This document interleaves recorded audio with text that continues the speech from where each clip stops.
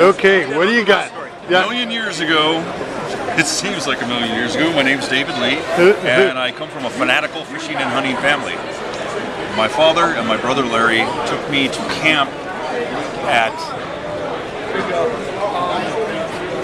think. Was it Badger Mountain? It was Badger Mountain on the north end of Lassie, about 10 or 15 miles out of Old Station.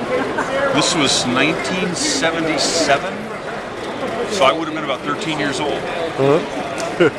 So the two of them are going to go out for a quick hunt, you know, be back in a couple hours. They leave me there to fish. It's late October.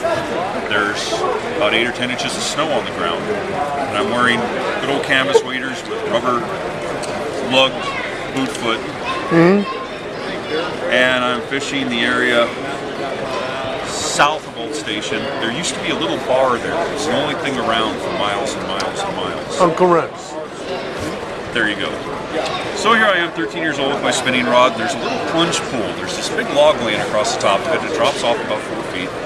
And I hang my little gold and copper panther martin up on the log. And I walk out on the log to fetch my spinner back in my lug foot, boot foot, cheap waders, go ass over tea kettle, into the water, catch myself from going totally upside down, but go in and my waders fill up with water, which is probably about 38 degrees since there's 8 inches or a foot of snow on the ground.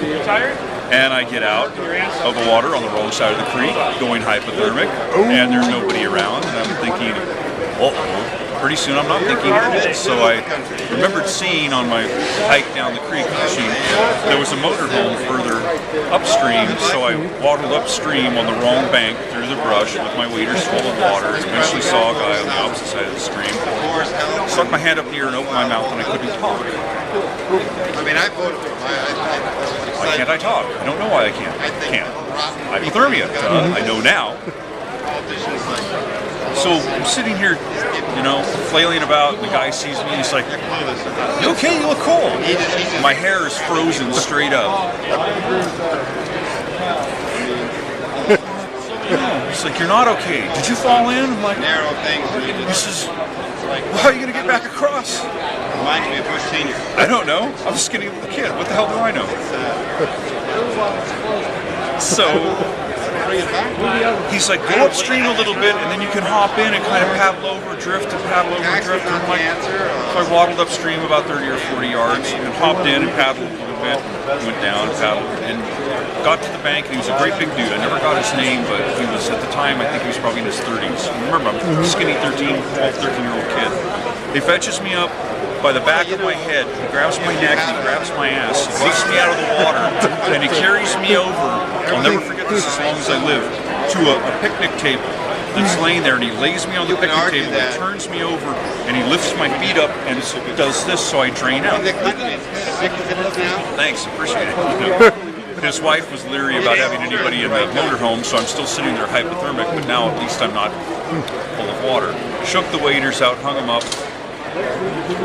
Water froze in the boots, so I couldn't get back into them. I walked about 3/4 of a mile north to, what was the name? Uncle Rent's. Uncle Rent's. And I walked in wearing a pair of brown corduroy pants, a green sweatshirt, and cotton socks with about this much ice frozen on the top of them. When I walked in, the bartender of the place, I kid you not, looked at me and said, "You have to have shoes to come in here." I wound up sitting next to the fireplace for the next 6 hours waiting for my dad and my brother to come back. They finally found you, They finally came back and got me, and of course the first thing they did, "Well, where's your waders?" And that's how I almost died at Uncle Rex at Old Station in 1977. Thank you.